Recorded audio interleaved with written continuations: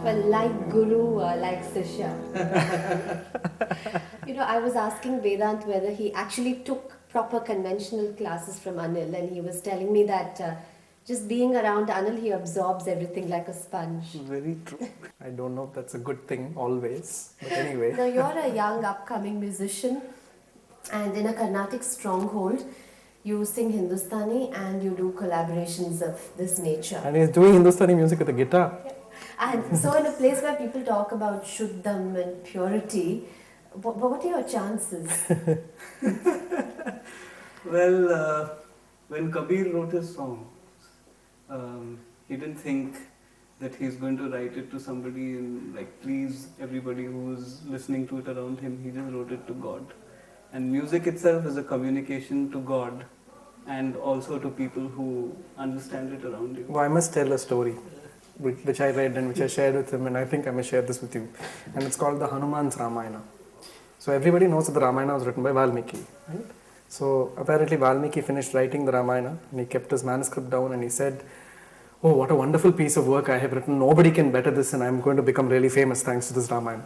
So he starts showing it around to all the gods, and Indra looks at it and Chandran looks at it and Surya looks at it and everybody looks at it and says, "Oh, what a fantastic piece of work." And so all this starts going to Valmiki's head and he's starting to think, "Oh, this is fantastic. Now I'm going to become world famous." Until he meets Narada, the sage. And Narada is always known for creating trouble, right? I feel like I'm the Narada here.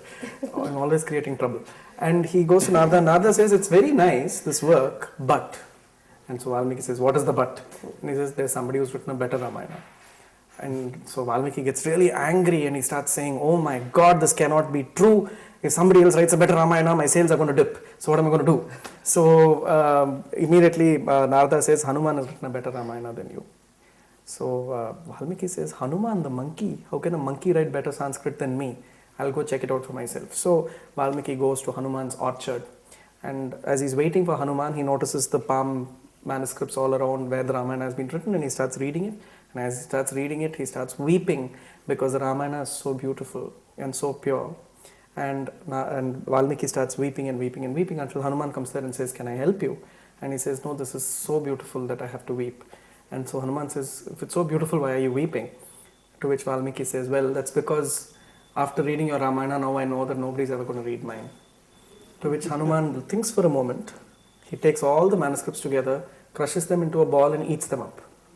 Valmiki looks at it in shock and he says, "Why did you do that? Now nobody's going to know your Ramayana at all." To which Hanuman says, "Well, I wrote the Ramayana because I wanted to remember Rama. You're writing the Ramayana because you want people to remember you. You seem to need this more than I seem to need mine, because I'm never going to forget Rama." And this is a good story to me as an illustration to the fact that it's the story that matters, not who tells it. And Kabir wanted to express something it was because of the purity of the love of God, as Vedant said.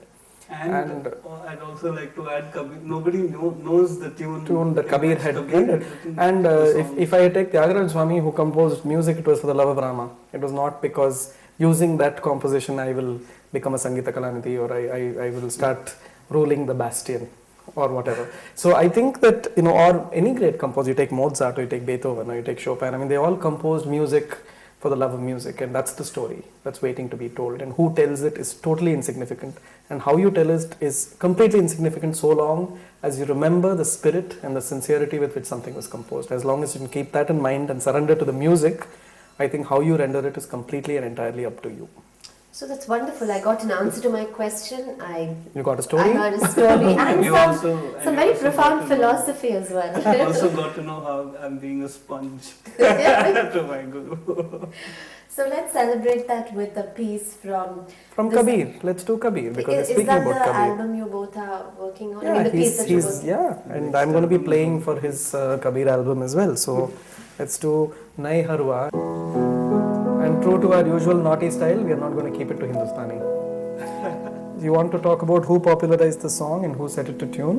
Oh yes, Pandit Kumar Gandharva has set this song to tune, and the version that I'll be singing today is his. And yeah. Sai ki nagari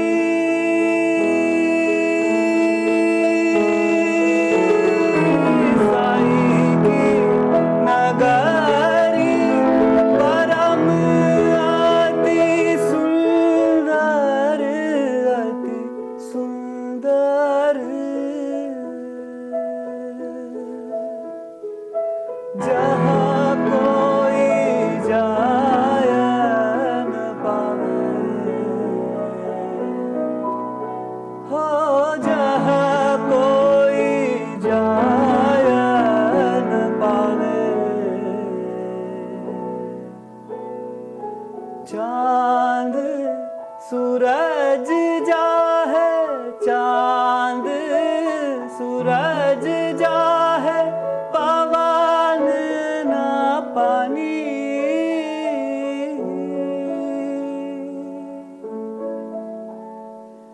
को संदेश पहुँचावे,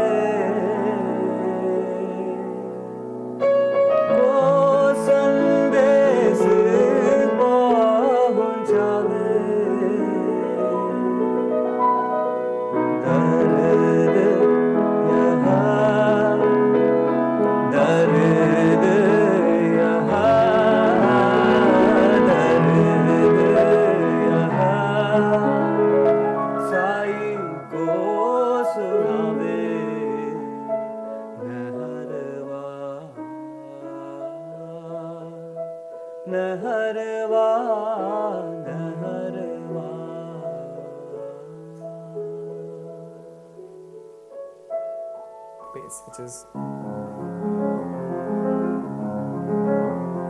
so if you think of yourself in a boat and the boat is, rocking in the water, it would be like that.